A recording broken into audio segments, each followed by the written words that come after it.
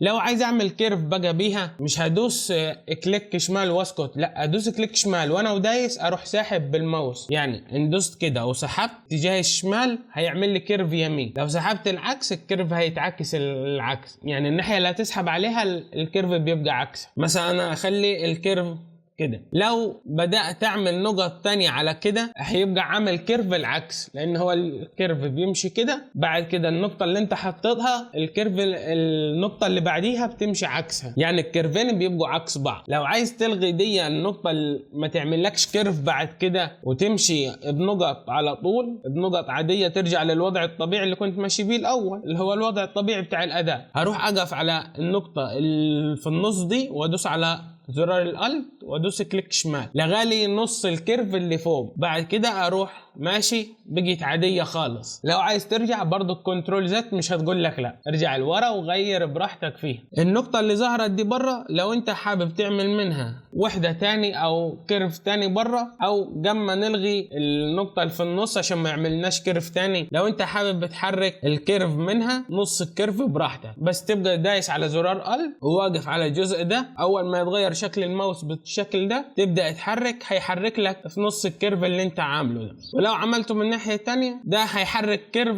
اللي هو المفروض طلع فوق اللي انت احنا ما عملناهوش، يعني لو عملناه كده وحركنا من هنا هيبدا يحرك في الكيرف اللي فوق اللي احنا عملناه، بس احنا ده مش عايزينه، فنروح نقف في النص وندوس ال وندوس كليك شمال عشان يلغي لنا ما يعملناش كيرفات تاني لفوق. روح طالع كده بالشكل ده، تفضل ماشي بقى بالطريقه دي لحد ما تخلص السلكت بتاعك خالص، لغايه ما تلف على الشكل كله وتوصل مثلا الاول نقطه انت بدات فيها. بعد كده تدوس كنترول وانتر عشان يعمل لك سلكت للكيرف اللي انت عملته او للمنحنى اللي انت قفلته ده بالبن تول. اول ما تدوس كنترول انتر هيعمل لك سلكت للوضع ده. تعالوا اوريكم برضو عملي عشان نبقوا فاهمين مع بعضين. هنعتبر مثلا انا خلصت، انا هاخد بس ايه الكتف ده كده. تعالوا برضو اوريكم الكيرف ده الاول هيتعمل ازاي. هدوس مثلا نقطه على اخر الكيرف ده، ادوس واسحب كده لغايه ما اخلي الخط اللي واصل بين النقطتين لافف عليها بالشكل ده، فكده انت عملت الكيرف بتاعك. فدي فايده ان انا اعلم الرابر باند اللي قلت لكم عليها الاول عشان يظهر الخط اللي واصل بين النقطتين. ادوس مثلا الف وادوس كليك شمال عشان الغي كيرف ما يعمليش كيرف جديد. على فكره في حاجه برضه قبل ما الغي الكيرف ده، لو كملت بالبن تول ممكن الكيرف مش شرط يبقى